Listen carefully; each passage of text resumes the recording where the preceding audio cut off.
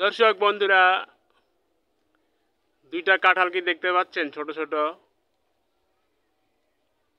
এটা হচ্ছে আমার বাড়ির সামনে যে একটা ছোট্ট, বা কেউ বাগানও বলতে পারেন, আবার কেউ জঙ্গলও বলতে পারেন, সমস্যা নেই।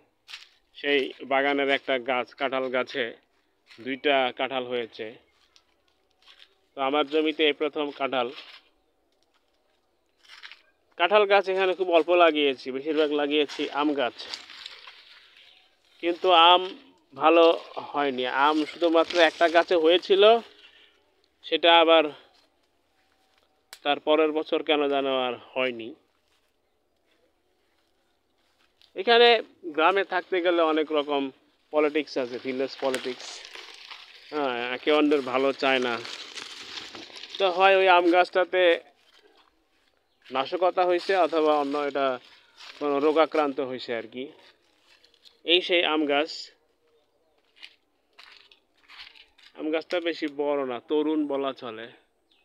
হ্যাঁ, 3-4 বছর আগে থেকে, 4-5 বছর বয়স। তো লাস্ট 3 বছর আগে একবার আম হয়েছিল, প্রায় 10-15টা, না 15-20টা যেন। তার পরের বছর থেকে শুরু হয়েছে নাশকতা। এই মুকুল যখন ওঠে মার্চ মাসের শুরুতে, সেই মুকুল ছিঁড়ে ফেলা। আমি তো এখন ধারণা করতেছি এই গাছের মধ্যে কোনো একটা মেডিসিন বা ওষুধ প্রয়োগ করছে কেউ, প্রতিবেশীরা কেউ হয়তো নাশকতা করার জন্য, যাতে তাতে আর আম না হয়। তো যাই হোক, যেই উদ্দেশ্যে এই ভিডিওটা করা, সেটা হচ্ছে যে আমরা অনেক সময় যে ভুল লোকের পেছনে বা ভুল জিনিসের পেছনে আমরা ছুটি, আর সঠিক জিনিসটা যে আমাদের পেছনে ছুটতেছে সেটা আমরা লক্ষ্য করি না। ঠিক আছে, এই যে আমি যদি এখানে যদি আম গাছ না লাগাইয়া যদি কাঁঠাল গাছ বেশি লাগাইতাম, কাঁঠাল এবং কলা গাছ, তাহলে সবচেয়ে বেশি উপকৃত হইতাম। কলা গাছ লাগাইছি মোটামুটি যতটুকু লাগানো দরকার ছিল। কলা গাছ থেকে আমরা প্রায় 6-7 বার ফল পাইছি, বড় বড় কলার কি যেন বলে, কাঁদি না কি, সেগুলো আমরা নামাইছি।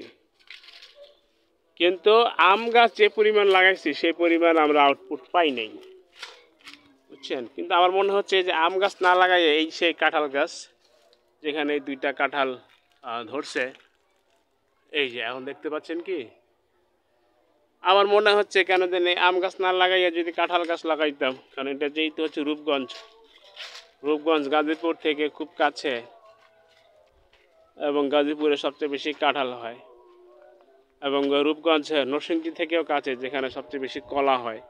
এই জন্য কাঁঠাল এবং কলা এই দুইটা গাছ এখানে লাগানোর দরকার ছিল। কিন্তু সেখানে আমরা জাতীয় গাছ আম গাছ অনেকগুলো লাগাইছি, কিন্তু আম গাছের আউটপুট হয়েছে খুবই কম, ওভারঅল আউটপুট।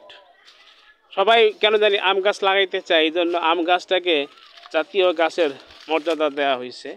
নারিকেল গাছ আছে 3টা, এই একটা তরুণ নারিকেল গাছ, আর একটা হচ্ছে এই, এখন মোটামুটি তরুণ সময় পার করে। এটা মানে এটা তরুণের মধ্যে একটু উপরের দিকে আছে, আর আরেকটা নারিকেল গাছ আছে ওই দিকে। তো যাই হোক, কেন জানি দেখছি যে সবাই থমছে।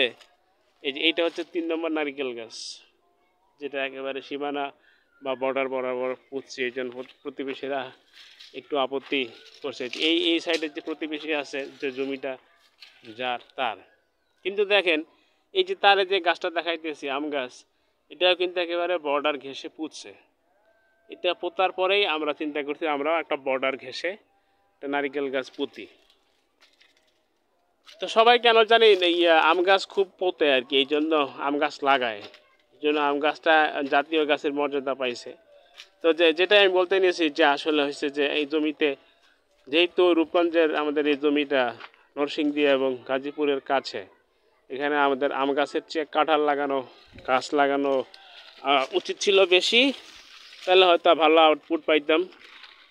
ঠিক আছে, এই জন্য আমি বলি এটা একটা লেসন আর কি, যে ভুল লোকের পিছনে বা ভুল জিনিসের পেছনে আপনি ছুটেন না, বরং দেখেন কে আপনাকে ভ্যালু দেয়, এবং আপনি যে পজিশনে আছেন সেখানে কার কাছ থেকে আপনার ইভ্যালুয়েশন পাওয়ার সম্ভাবনা বেশি, তো তাদেরকে মূল্যায়ন করেন।